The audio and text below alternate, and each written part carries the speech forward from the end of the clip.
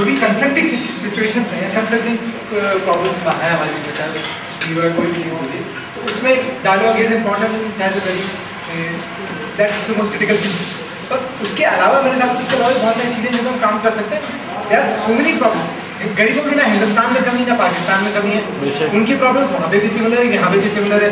भाई वो अनपढ़ यूथ को कैसे क्या स्किल दिलाना है, किस तरह के मॉडल्स होने चाहिए, क्या होना चाहिए, तो ये चीज़ें बहुत सारी जिसके अंदर हम काफ़ी सारा काम साथ में मिलकर कर सकते हैं। It doesn't matter which border we live in to, whether India, Pakistan या कोई और देश, तो डेवलपिंग वर्ल्ड के अंदर ऐसी सबकी ये कॉमन प्रॉब्लम्स है।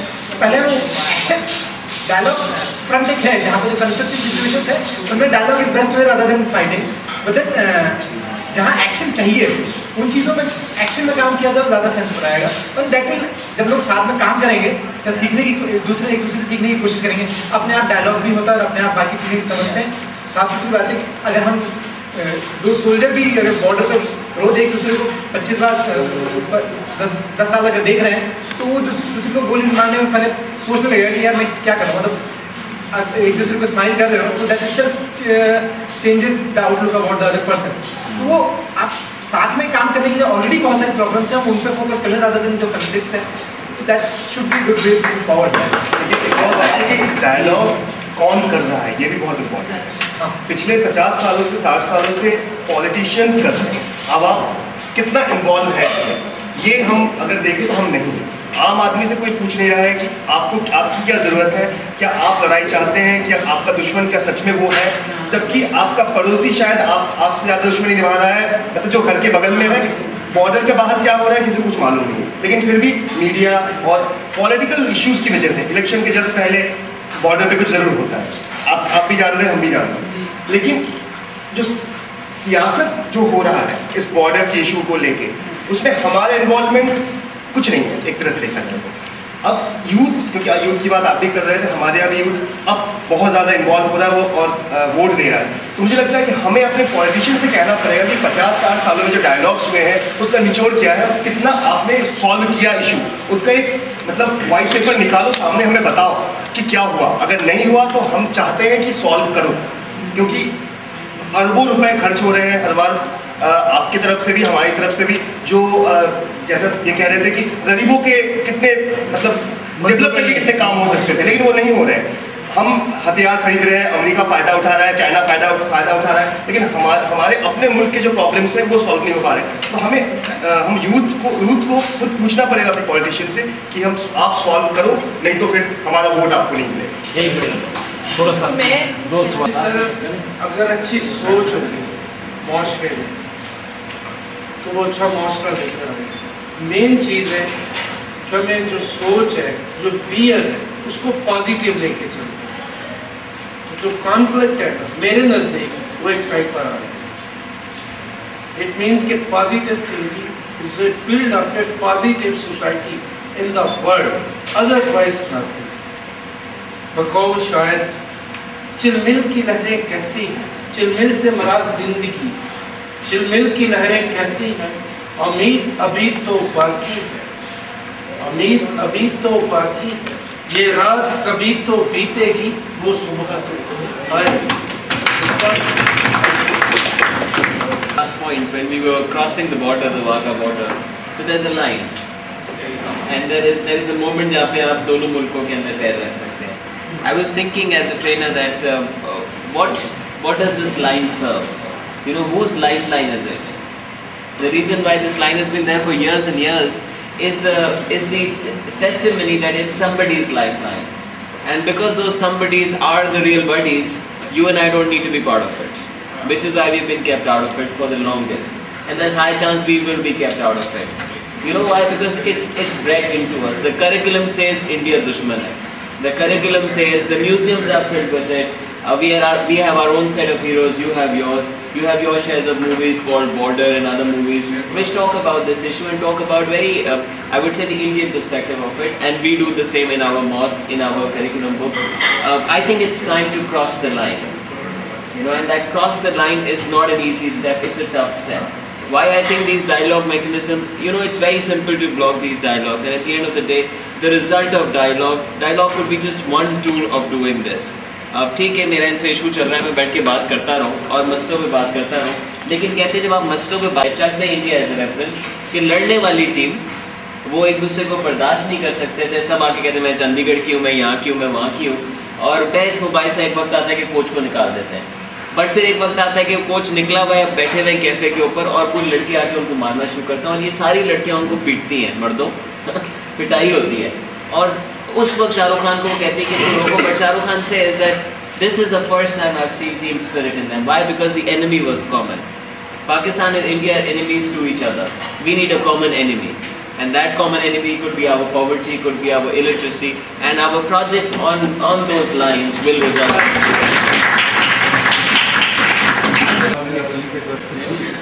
मेरा नाम नवाज है। मैं वैसे इंडियन पॉलिटिक्स उतना जानता नहीं हूँ, बट जो मैंने फॉलो अप किया कि हमारी तरह आपके यहाँ भी नेक्स्ट ईयर में इलेक्शंस होने वाले, जनरल इलेक्शंस, और आपके यहाँ स्ट्रॉन्गेस्ट कैंडिडेट जो आ रहा है वो है नरेंद्र मोदी साहब। सो अगर वो इंडियन प्राइम मिनिस्टर बनते हैं उनका पाकिस्तान के खिलाफ आई डोंट नो कोई क्या इशू है या समथिंग लाइक दैट, बट जो उनका प्रीवियस रिकॉर्ड रहा है that is not very good आपके अपने मुसलमानों के लिए भी और हमारे पाकिस्तान के मुसलमानों के लिए, तो या पाकिस्तानी लोग एज अ नेशन के लिए। तो आप उसके बारे में क्या स्टैंडिंग देते हैं कि नरेंद्र मोदी साहब की गवर्नमेंट तो बहुत पक्की है कि वो आएगी? पक्की नहीं है। कांग्रेस की आप उसके अंदर आते हैं। देखो आप जमहूरियत के ऊपर इस तरीके से तमाशा रसीद ना करो। ये पक्की बात है, आएगी। बात है प्रोसेस की, प्रोसेस में जुड़ा है रवैया का रिश्ता। अब मेरी बात सुने, नरेंद्र मोदी की बात करें ना, ताज़ा वाकया हुआ। अब एक नेता था ना, उसने लाइफ के अहमदाबाद में 3000, 5-10,000 की जनता पूरी दुनिया से आए थे हमारे। उस वक्त ताज़ा वाकया था जिसपे उनको मतलब कि मुर्द इल्ज़ाम ठहराया गया था, जो रिपोर्टें मीडिया में भी छपी थी। लेकिन उस दिन रफीवाद पहला ऑनर एंड उन्होंने अपना रिएक्ट जो है ना पे किया। अब जब उसकी जहन में सियासत हो, पाकिस्तानी डेलीगेशन को जप्पा डाल के जप्पी डाल के आसमान पे उठा दिया, ये एक एटीट्यूड था उसका। फिर वही बात है, लोग कहते हैं कि नेता जो लोग हैं वो कलाकार भी होते हैं, अदाकार भी होते हैं, फलां भी होते हैं। उसका एक एक्ट वो था, लेकिन एक इज्जती मीडिया ने देखा, कैमरों ने देखा, उसे कहा जी नहीं, पहले ये हमारे बड़े भाई सारे डेलीगेट झंडा भी उठा दिया। अब ये रवैये के साथ है कि अब अगर मैं कहूँ कि मैं भी रोटी पिला दूंगा तो तब्दीली आ जाएगी। पब्लिक का रिएक्शन जो इधर का रिएक्शन था कि यूथ इज पावर,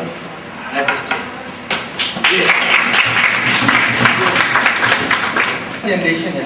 मतलब मुझे इस बात को कहते हुए थोड़ा खेद होता है कि एक दिल में बचपन से ही वो हिंदुस्तान और पाकिस्तान बसा दिया गया है बचपन से कि यार उसको हिंदू मुसलमान के तरीके से या किसी भी तरीके से, फिर हर छोटे छोटे तरीके से भी, जाति के धर्म के हिसाब से जो इनइक्वालिटीज़ हैं हर तरह से।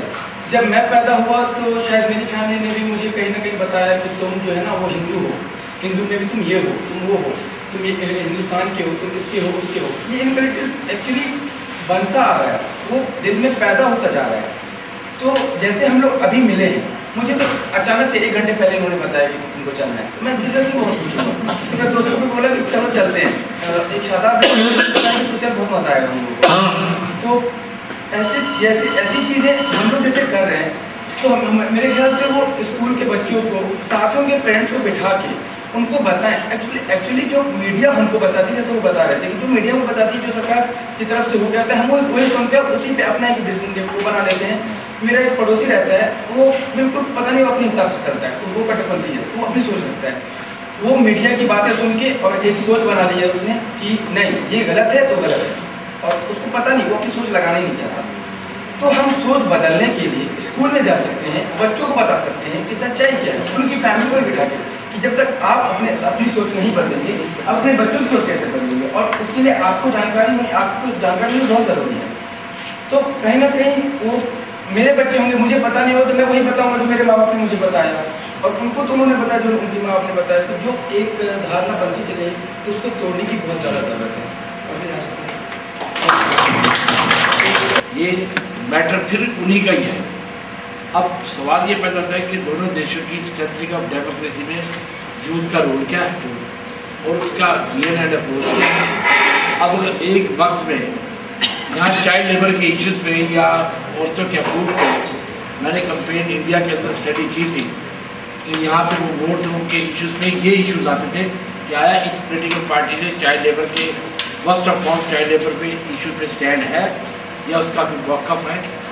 तो हमारे यहाँ ये सोचती थी। अब उधर ये प्रोसेस के साथ एजेंडे क्या है, अब वो वाली बात तो नहीं रही कि जी अब बैनर हमारे यहाँ भी लगते हैं, गैस दो वोट लो, बिरादरियों के वोट लग जाते हैं, पानी दो बिजली दो वोट लो, ये रेट भी चल रहा है। ये भी बात नहीं है कि हम ये लगे कि सोसाइटी के हर नेगेटिव एलिमेंट की मिसालें मौजूद हैं। आपकी पावर गेम में भी उसी किस्म के लोग हैं। सिर्फ ये कि प्रोसेस में ब्रिज बनने की ज़रूरत है। आपके साथ ये छोटे छोटे डायलॉग प्रोसेस होंगे और इस पर अब मैं मेरी कोई कॉम्पिटेंसी नहीं है अथॉरिटी कि आप किसी को ब्लेम गेम डालें अपने आप पे या इधर। मैंने कहा रियलिटी के साथ इश्यूज हैं। अब वो तभी खत्म हो सकते हैं कि ये आना जाना लगा रहे। हमारी साइड से तो कोई ना कोई झटका लग ही जाता है कि कोई लाइन आ रहा है, कोई चेता आ रहा है, कोई फला आ रहा है। आपकी साइड से बहुत कम लोग आते हैं। बात है सेफ मार्केट वीज़ा नंबर 1 आप देखा वीज़ा, ये एग्जाम्पल बैठा बराबर 7 टाइम इस नौजवान ने यहाँ अपनी पेड कॉन्फ्रेंसों के इश्यूज पे वीज़ा मांगा, यहाँ से नहीं मिला। तो अगर वीज़ा इशू है तो फिर ये प्लेटफॉर्म एक ट्रस्टफुल है जिसके एक कागज़ पे वीज़ा मिला। तो वो ट्रस्ट लाइनिज्म ने डेवलप किया। मैं लाइनिज्म का कोई सदाबहार 100 साल से कोई उसका पत्रकार तो नहीं हूँ, मैं भी एक मेंबर हूँ उसके, जैसे भाई मेंबर है जो हमारी जान पहचान नहीं, जिससे कोई रिश्ता नहीं। बात की तो इनफैक्ट रिसेंटली एक ब्रिटिश काउंसिल की रिपोर्ट आई है जिसमें उन्होंने यूथ जो पाकिस्तान के हैं उनको सर्वे किया है और उसमें जो उन्होंने फीडबैक दिया है कि काफ़ी सारे लोगों का मानना है कि शायद डेमोक्रेसी देश के लिए इतना सक्सेसफुल नहीं रहा है या दूसरे तरह का वोट होना चाहिए। तो इसमें आपका क्या टेक होगा और आपको क्या लगता है कि डेमोक्रेसी का क्या एक्सपीरियंस रहा है और आगे क्या रहना चाहिए? जिस रिपोर्ट की आप बात करी that's the next generation report जी। एंड बिकॉज हम ब्रिटिश काउंसिल के साथ काम करते हैं तो we understand where the report has come from. I think ये रिपोर्ट भी 2.5 साल पुरानी है।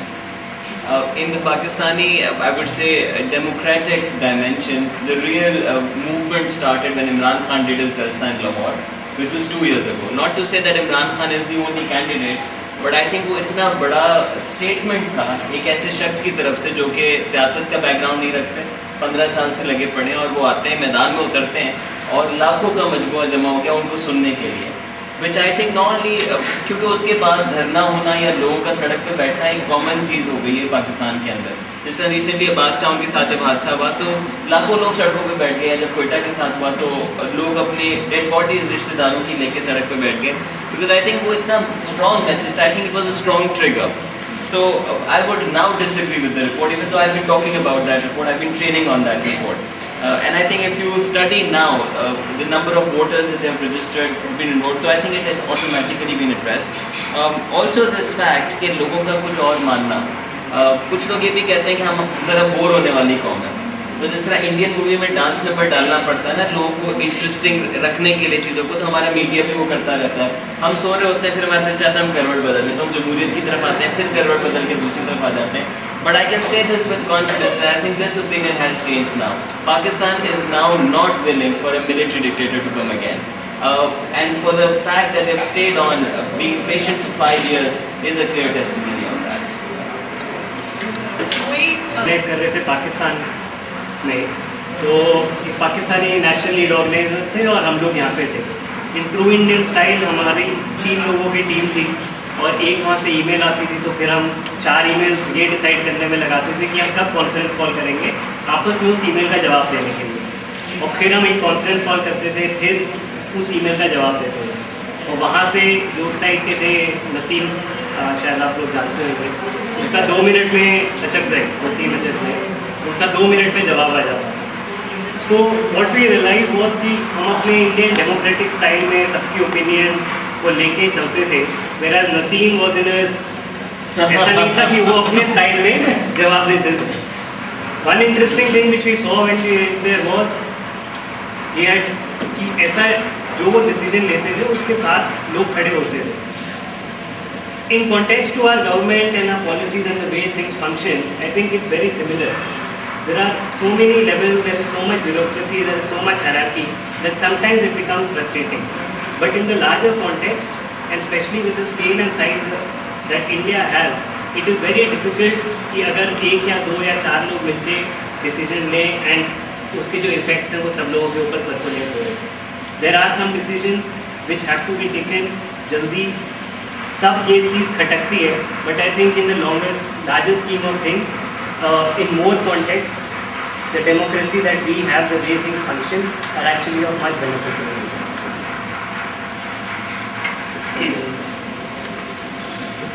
ऐसी जरूरत शायद नहीं थी और शायद हमारे पास पाकिस्तान के पास डायरेक्टर जनरल होता तो शायद सिस्टम कंट्रोल में रहते. बचपन में बहुत ऐसा सोचता था क्योंकि फिर से सत्तर ने स्टोरी सुनाई, उबैर ने सुनाई, मैं भी सुनाऊंगा पर रियल स्टोरी. सन 2004 में मुझे पहली बार यूएसए जाने का मौका लगा. तो मैं जॉब के कारण एक टैक्सी ड्राइवर को मैंने 7.5 बजे रोका. मुझे कहीं जाना था. कह रहा साहब कहाँ जाना है? अपना पंजाबी था. मैं कहा वहाँ जाना है. कह रहा सॉरी सर नहीं जा सकता, 8 बजे प्रेसिडेंशियल डिबेट मुझे रेडियो में सुननी है जिसके हिसाब से मुझे वोट डालना है. मैं हंस पड़ा. मैंने कहा अमेरिका का एक टैक्सी ड्राइवर, आपने सबने सुना होगा यूएस की फेमस प्रेसिडेंशियल डिबेट, तो प्रेसिडेंशियल डिबेट सुनने के बाद वोट डालता है. और मैं उस खानदान से आता हूँ जहाँ पर मुझे बचपन सिखाया गया कि बड़ों की ऐसी पॉलिटिकल पार्टी में वोट डालते हैं और शायद 90% लोग ऐसे ही वोट डालते हैं हिंदुस्तान में. बचपन में आप बड़े होते हो, आपको बता दिया जाता है क्योंकि आपके माता पिता बुजुर्ग इसी पार्टी को वोट डालते हैं तो उसी पार्टी को जाके वोट डालते हैं. एक पर्टिकुलर एरिया में ऐसा रहेगा कि किसी पर्टिकुलर जाति को वोट डालने क्योंकि हमारी जाति का बंदा खड़ा हुआ है, हमारे धर्म का बंदा खड़ा हुआ है. मैं कह इससे अच्छा तो पाकिस्तान है. एक शासक है जिसपे दुनिया ने भरोसा करा है और वो जाति धर्म से ऊपर उठ के डिसीजन लेता है. हिंदुस्तान में तो हर पॉलिटिशियन अरे मुझे तो अपनी पार्टी का ध्यान रखना है, वो कहता मुझे तो बिहारियों का ध्यान रखना है, मुझे तो पंजाबियों का ध्यान रखना है, मुझे तो तमिलनाडु का ध्यान रखना है क्योंकि मैं वहाँ से आता हूँ. बहुत डिप्रेसिंग था. लेकिन फिर मैंने सोचा कि शायद हम दोनों ही मुल्क सिर्फ 60 साल ही तो पुराने हैं, जैसा यूएसए जो कई साल पुराना है. मतलब उबैर ने एग्जाम्पल दिया, मैं भी बड़ा खुश हुआ कि पिछले लोकसभा इलेक्शन में फाइनली 3-4 ऐसे पॉलिटिशियन हार गए जो हमेशा जीतते आ रहे थे पिछले 30 साल से. तो शायद अगले 50 साल में हमारे यहाँ भी वोटिंग वैसे ही होगी जैसे अमेरिका में होती है, जहाँ लोग जाति, धर्म, रिलीजन, कस्टम, एरिया के ऊपर उठ के क्वालिफिकेशन पे वोट देंगे. तो मेरा डेमोक्रेसी में से पूरा विश्वास है. मुझे लगता है शायद दोनों मुल्कों को 50 साल और लगेंगे जहाँ जब हम अमेरिका के लेवल पे पहुँच पाए, जहाँ असली तंत्र में लोकतंत्र होगा, जहाँ सबसे ऊपर उठ के लोग वोट डालेंगे और फिर वो सरकार हमेशा अच्छा ही काम करेगी. जब आप लोगों को चुनोगे काबिलियत के आधार पर तो वो इंसान काम करेगा. तो ये मैं कुछ इसमें कुछ मूव्स बड़े इंटरेस्टिंग हुए पाकिस्तानी एंड से. एक तो ये जो डिक्टेटरशिप जो कि मुशर्रफ साहब के दौर में वाकई बहुत काम हुआ है. इट्स अनबिलीवेबल कि पाकिस्तान में ज़्यादातर डेवलपमेंट डिक्टेटर्स के टाइम पे हुई है और उसकी वजह ये कि इतने ज़्यादा इशूज़ हैं कि उस वक्त अगर कंसल्टेशन में चले जाओ, ये वही बात है कि इमारत गिर जाए तो आप कहीं क्या करना चाहिए, क्या करना चाहिए, उस वक्त चाहिए होता है कि कौन क्या कर सकता है. तो उस वक्त कंसल्टेशन की गुंजाइश नहीं होती, इसलिए लोगों को आउटकम्स बहुत जल्दी देखे हैं. लेकिन अब अगर आपने पिछले 3 हफ्ते की न्यूज़ फॉलो की हो और यहाँ पे बहुत सारे साथियों ने की होगी, फॉर एग्जांपल हमारा जो रीसेंट स्टेटमेंट आया चीफ जस्टिस का, जो जाली डिग्रियों का मामला हुआ था पाकिस्तान में, अब जो आखिरी स्टेटमेंट आया उसमें कहा गया कि भले हम रिस्ट्रिक्शन हटा देते हैं डिग्री की, इलेक्शन में कंटेस्ट करने के लिए रिस्ट्रिक्शन हटा देते हैं, अनपढ़ सही हो लेकिन जिसने धोखा दिया है कौम को जाली डिग्री बना के, उसका पॉलिटिकल करियर खत्म है. Which means a dead end to a lot of politicians who've been faking their degrees. That's a very big move. Number 2, about that, जो कि इमरान खान साहब शुरू से बात करते हुए आ रहे हैं, शो डिक्लेयर योर एसेट्स वाली बात. इस मरतबा इलेक्शन कमीशन की स्क्रूटनी हालांकि 100% रिलायबल नहीं है, लेकिन कहीं हद तक, यहाँ तक कि हमारे पिछले प्राइम मिनिस्टर भी जो है उनका भी जो रिकॉर्ड आया है कि उन्होंने आज तक इनकम टैक्स फाइल नहीं किया. लेकिन इस तरह की रिपोर्ट सामने आना means that we give it a few more years and it's going to clench itself. जो आपने वोट की बात की उसमें मुझे अपनी मासी का किस्सा याद आ गया कि रेफरेंडम के बाद, ये मुशर्रफ साहब का दौर था, रेफरेंडम के बाद वो आई, अगले दिन बड़ी खुश आई. मैं क्या क्यों खुश हो? तो कहती हमने बहुत मज़े किए कल. तो क्या मज़े किए? कहता हम गाड़ी में बैठे एक जगह से दूसरी जगह गए, दूसरी से तीसरी जगह गए, जब बहुत ही ठप्पे लगाए हमने. तो she was actually happy. This was the referendum time. तो कुछ ऐसा भी सिलसिला है. मैं जब पिछली मरतबा वोट डालने गया था तो मेरा वोट पहले ही डाला हुआ था. तो उन्होंने मुझे कहा कि आपने क्यों तकलीफ की यहाँ पे आने की, आपका वोट पहले ही डला हुआ है। लेकिन वक्त के साथ साथ मुझे लगता है कि अब बर्दाश्त नहीं करेगी कौम। इनके बारे में मैं पूछना चाहूँगा कि अक्सर हमारे मुल्क में दो पार्टियाँ थे, कभी एक और कभी दूसरे का इक़्तिदार आया करता था, तो नौजवानों ने तब्दीली के बारे में सोचना शुरू किया। यहाँ पे भी कुछ एक दो पार्टी है, तो यहाँ पे यूथ को किन चैलेंजों का सामना आया? मौजूदा सेटअप में उनको आगे जाने का कोई रास्ता है या वो भी किसी मज़ीद तब्दीली के बारे में सोच रहे हैं? इसके बारे में ये हमारे यहाँ जो है यूथ का डेफिनेशन अगर आप देखेंगे ना, पॉलिटिकल पार्टीज में 45 साल का एज लिमिट होता है। तो यूथ विंग के अगर आपको प्रेसिडेंट बनना है तो, और हमारे दोनों तरफ यही है तो इसमें 45 में तो जाके आप यूथ बनते हैं, फिर 50 पे जाके आप होते हैं 80 पे जाके फिर आप मिनिस्ट्री के आसपास आ रहे हैं। लेकिन अगर आप हिंदुस्तान को मुल्क के रूप में अगर देखें तो 70% जो हिंदुस्तान की आज पॉपुलेशन है वो 30 साल से कम है। It is one of the youngest country in the world. Unfortunately हम डेमोक्रेसी की बात करें तो डेमोक्रेसी हमारे यहाँ रहा है, लेकिन उसका फिर धीरे धीरे मिसयूज होता है। हो क्या गया, वो it is a kind of aristocracy. जो लोग जीत रहे हैं उसका बेटा फिर अगला लड़ता है। तो अभी एक दूसरा एनालिसिस आया था, तो एक रिपोर्ट चल रही है अब यंग लोग पॉलिटिक्स में आ रहे हैं। तो जब उसका स्टैटिस्टिकली एनालिसिस किया गया, जितने भी यंग लोग, अब यंग का डेफिनेशन वही 45 साल तक की उम्र का था, जो आए हैं उनके यहाँ तो फादर एमपी तो वही लोग आ रहे हैं। तो अब आता है जो फिर वो यूथ कर क्या रहा है। तो हमारे यहाँ इसीलिए आप लोग कहते हैं कि दो तरह का यूथ है। एक जो इस सबसे दूर हो चुका है, वो कहता है मुझे फर्क नहीं पड़ता, मेरा अमेरिका का वीज़ा लग जाए, मैं वहाँ चला जाऊँगा, या फिर मैं गुड़गांव में रहूँगा, नोएडा में रहूँगा, फ्लैट में रहूँगा, मुझे बिजली नहीं आती है तो मैं जनरेटर का पैसा देने को तैयार हूँ। और उसको उसी के उस तरह के यूथ को टैकल करने के लिए हम लोगों ने अपना ऑर्गेनाइजेशन बनाया कि इस तरह के लोगों को सेंसिटाइज किया जाए, क्योंकि ये लोग नंबर वाली ज़्यादा ना हो but they can be opinion leaders. आपने इमरान खान की बात, क्योंकि बात लोग क्यों सुनते हैं, क्योंकि वो एक यूथ आइकन रह चुके अपने टाइम। तो हमने जब अब मॉडल देखे तो हिंदुस्तान की आज़ादी में आता है कि भाई इंडियन नेशनल कांग्रेस का बड़ा योगदान रहा। लेकिन जब कांग्रेस स्टार्ट हुआ था उस टाइम पे वो लोग क्या थे, वो जो अंग्रेजी बोल सकते थे, जो लॉ कर सकते थे, वो एक मास मूवमेंट नहीं। अनफॉर्चुनेटली जहाँ हमारा देश आज है, I feel sad to say that कोई यूथ मूवमेंट ऐसा कोई निकल करके आ नहीं रहा। लेकिन within parties, because of the federal structure and because of democracy, कुछ स्टेट्स में जब डेवलपमेंट का काम हो रहा है उसकी वजह से लोगों को काफ़ी, दूसरे स्टेट वाला बोल रहा है कि वहाँ हो रहा है तो अब यहाँ क्यों नहीं कर रहे, और उसमें फिर यूथ का इन्वॉल्वमेंट धीरे धीरे बढ़ रहा है। जो एक खुशी की बात है, जो सबसे बड़ी पार्टी है हिंदुस्तान की कांग्रेस, उसमें लोग उसको अच्छा बोलते हैं, बुरा बोलते हैं, लेकिन उसका जो यूथ विंग है वो काफ़ी एक्टिव हो चुका है। उसमें उसके अंदर इलेक्शन हो रहा है, लोग इलेक्टिव तरीके से आ रहे हैं, तो होप काफ़ी है। लेकिन अगर आप पास्ट एक्सपीरियंस को देखें तो जब तक आपका बाप दादा एक नहीं होगा बड़ा आदमी, बड़ा मुश्किल है किसी आम इंसान के लिए चुनाव जीतना, आम इंसान के लिए चुनाव लड़ना। मैं इस पर जस्ट एक ऐड करूँगा।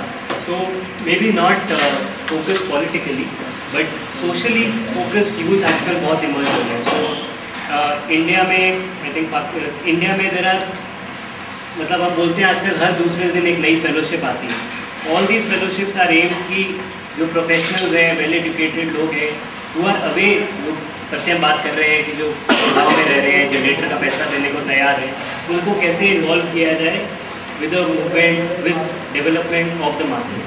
तो that is a very positive sign and उससे इमर्ज होके there will be a lot of people and of the platform, जैसे पैराडिक प्लेटफॉर्म है, उसके through in years to come there will be political dimension given to these movements. तो socially, if not politically but socially inclined youth के numbers काफ़ी increase. तो समय हमारा ऑलमोस्ट खत्म होने वाला है, तो एक दो कुछ तो शायद अगर दोनों तरफ से इस तरह अगर हम कोलैबोरेट कर सकें, so we can have a specific page जिसमें हम कोई गरीबी से रिलेटेड इशू उठा सकते हैं, जिसमें दोनों साइड के लोग अपने एक्सपीरियंसेस शेयर करें and probably some model can come out of it. और मैंने पर्सनली एक्सपीरियंस किया, मैं एक फाउंडेशन में काम करता हूँ। हम लोग कई बार जब फाइनेंशियल इंक्लूजन के मॉडल्स की बात करते हैं तो पाकिस्तान से भी कुछ एग्जाम्पल्स निकल के आते हैं, बांग्लादेश से बराक का बार बार एग्जाम्पल निकल के आता है और उससे हम सीखने की कोशिश करते हैं। लेकिन just to be solution centric, on behalf of FED, I would propose that probably we can have one separate page. We can just be on sharing some, जो कुछ आप लोगों ने कुछ करके देखा अपने यहाँ कुछ किसी गरीबी से रिलेटेड हालात को लेकर के, उसके बारे में हम आपस में बात कर सकते हैं, उससे कुछ निकल करके आए और क्या क्या पता वही एक नया मॉडल हो। वो अगर आप हम करना चाहें तो ऑफलाइन विल टेक इट और Pat will be happy to facilitate that. I just wanted to say